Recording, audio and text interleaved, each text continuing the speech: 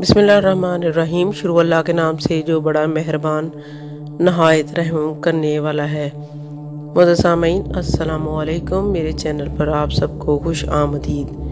Video میں آگے بڑھنے سے پہلے میرے چینل کو سبسکرائب کر لیں۔ یہ واقعہ آج سے 3500 سال پہلے پیش آیا تھا کہ فرعون کے ڈوب کے مرنے کے بعد سمندر نے اس کی لاش کو اللہ کے حکم سے باہر پھینک دیا، جبکہ باقی لشکر کا کوئی نام و نشان نہ ملا۔ مصریوں میں سے کسی شخص نے ساحل پر پڑی اس کی لاش پہچان کر اہل دربار کو بتایا اور فرعون کی لاش کو محل میں پہنچایا گیا۔ درباریوں نے مصالے لگا کر اسے پوری شان اور احترام سے تابوت میں رکھ کر محفوظ کر دیا۔ حنوط کرنے کے عمل کے دوران ان سے ایک غلطی ہو گئی۔ فرعون کیونکہ سمندر میں ڈوب کر مرا تھا اور مرنے کے بعد کچھ عرصہ تک پانی میں رہنے کی وجہ سے اس کے جسم پر سمندری نمکیات کی ایک تہ جمی رہ گئی تھی۔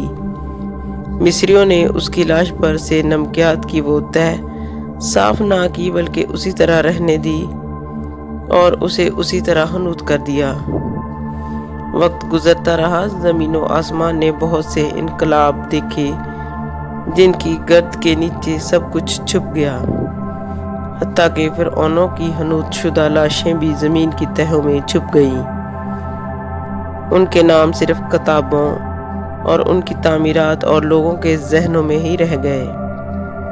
اس واقعے کے 2000 سال بعد اس دنیا میں اللہ کے آخری نبی حضرت محمد صلی اللہ علیہ وآلہ وسلم تشریف لائے۔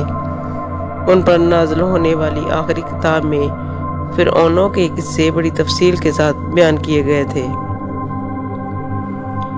اور اسی سلسلے میں اس فرعون کے جسم کو محفوظ کرنے کے بابت آیت بھی نازل ہوئی تھی، جس کی سچائی پر سب اہل ایمان کا پختہ یقین تو تھا، لیکن وہ سمجھنے سے قاصر تھے کہ اس خدائی کا دعویٰ کرنے والے کی لاش کہاں محفوظ کی گئی اور کیسے اسے عبرت کا نشان بنایا جائے گا۔ سن 1871 میں مصر کے ایک شہر الغورنیہ سے تعلق رکھنے والے غریب اور معمولی چور احمد عبد الرسول کو فرعونوں کی حنوط شدہ لاشوں کی طرف جانے والے خفیہ راستے تک رسائی مل گئی۔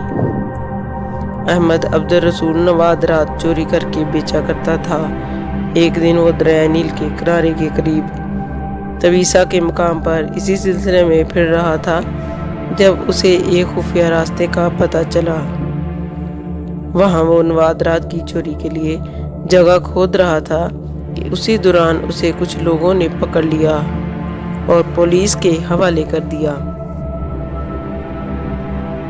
وہ جس جگہ کو کھود رہا تھا وہاں سے ملنے والے راستے کو سن 1891 میں دوبارہ کھدائی کی گئی۔ ممیوں کے ساتھ اس غرق ہونے والے فرعون کی لاش بھی مل گئی۔ اس کے کفن پر سینے کے مقام پر اس کا نام لکھا ہوا تھا۔ ان ممیوں کو ماہرین قاہرہ لے گئے۔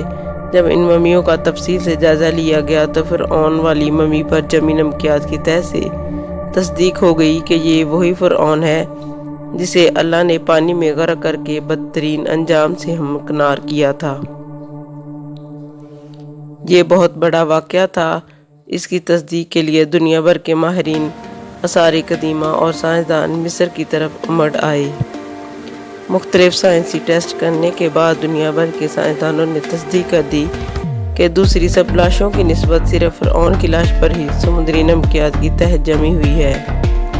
اس تصدیق کے بعد اسے فرعون کی لاش قرار دے دیا گیا اور عجائب گھر میں محفوظ کر دیا گیا۔ سن 1982 میں فرعون کی ممی خراب ہونے لگی تو اسے وقت کی مصری حکومت نے فرانس کی حکومت کو درخواست کی کہ فرعون کی ممی کو خراب ہونے سے بچایا جائے، نیز جدید سائنسی ذرائع سے اس کی موت کی وجہ بھی معلوم کی جائے۔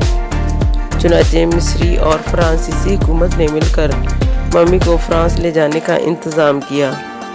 جب فرعون کی لاش کو فرانس پہنچایا گیا تو ایئرپورٹ پر اس دور کے فرانسیسی صدر بذات خود، حکومت کے اعلیٰ عہدیداروں، तमाम वज़रा और फौज के अफसरान के साथ इस्तकबाल के लिए मौजूद थे। फ़िरऔन की लाश का इस्तकबाल किसी अजीम जिंदा बादशाह की तरह किया गया। फौजी दस्तों ने सलामी दी। फ़िरऔन की मम्मी को माहिर डॉक्टरों की टीम के हवाले किया गया।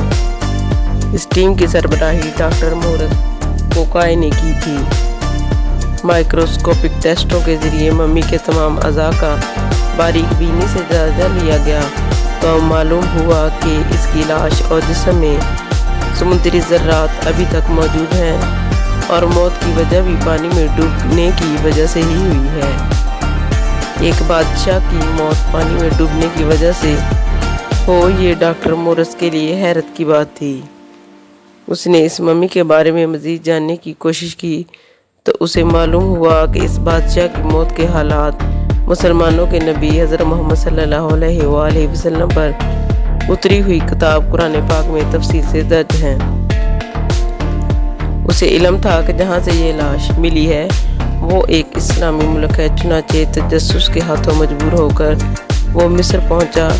वो एक साइंसदान था। उसने इस मामले में मिस्र के ही एक साइंसदान से मुलाकात की। इस साइंसदान ने कुरान पाक को खोलकर उसे सूरह यूनुस की आयत नंबर 90-92 का तर्जमा लफ्ज़ ब लफ्ज़ सुनाया। फ़िरऔन का खुदाई का दावा और उसका पानी में डूबकर मरना और पानी से लाश को निकाल कर उसका हनूत होना, सब कुछ उसमें मौजूद था।